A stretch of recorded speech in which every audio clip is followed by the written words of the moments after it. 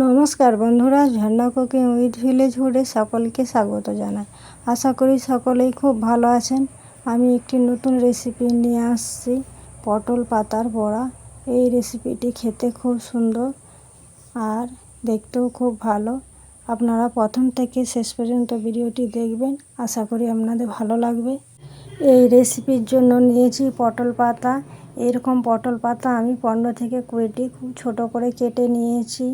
আর নিয়েছি মুসুর ডাল, আমি আগে থেকে ভিজিয়ে রেখেছিলাম, বেটে নিয়েছি। দেখুন বন্ধুরা, আমি এইভাবে বেটে নিয়েছি। আর নিয়েছি মশলার মধ্যে পরিমাণ মতো লবণ, লঙ্কা গুঁড়ো, হলুদ গুঁড়ো, জিরে গুঁড়ো আর ধনে গুঁড়ো। এরপর আমি যে মুসুর ডালটা বেটে রেখেছিলাম এই পটল পাতার সঙ্গে দিয়ে দিলাম। আর এই মশলাগুলো সব আমি এর সঙ্গে দিয়ে দেব, দিয়ে ভালোভাবে হাত দিয়ে মাখিয়ে নেব। দেখুন বন্ধুরা, আমি এইভাবে মাখিয়ে নিচ্ছি, আপনারাও এইভাবেই মাখিয়ে নেবেন। খুব সুন্দর করে মাখিয়ে নেব। খুব সুন্দর করে মাখানো হয়ে গেছে, এরপর রেখে দেব। আর পটল পাতা বড়া ভাজার জন্য আমি উনুন ধরিয়ে উনুনে কড়া বসিয়ে দিয়েছি। কড়া গরম করে নেব। কড়া গরম হয়ে গেছে, কড়ার মধ্যে দিলাম পরিমাণ মতো সাদা তেল। তেল গরম করে নেব। তেল গরম হয়ে গেছে, এরপর খুন্তি দিয়ে নাড়াচাড়া করে কড়ার চারপাশে মাখিয়ে নেব। এরপর বড়ার আকার করে আমি একটি একটি করে ওই তেলের মধ্যে দেব, যতগুনা ধরে ততগুনাই দেব।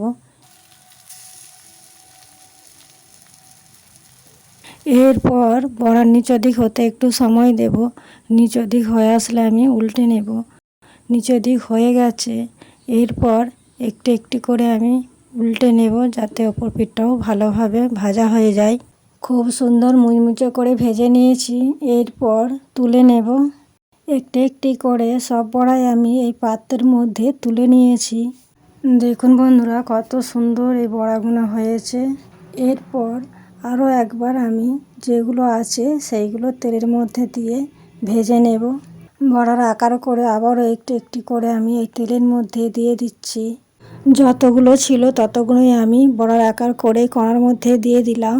এরপর উল্টে পাল্টে লাল করে ভেজে নেব। একটি একটি করে আমি সব বড়াই উল্টে নিয়েছি। এরপর ওপর পেটটা হতে আমি একটু সময় দেব। বড়ার দু পিঠি আমার খুব সুন্দর করে ভাজা হয়ে গেছে, এরপর আমি তুলে নেব। পটল পাতা রেসিপি আমার তৈরি হয়ে গেছে। আশা করি ভিডিওটি আপনাদের ভালো লেগেছে। ভিডিওটি ভালো লাগলে লাইক করবেন, বন্ধুদের সঙ্গে শেয়ার করবেন। রেসিপিটি কেমন লাগলো কমেন্ট করে জানাবেন। ভালো থাকবেন, সুস্থ থাকবেন, সাবধানে থাকবেন। নমস্কার।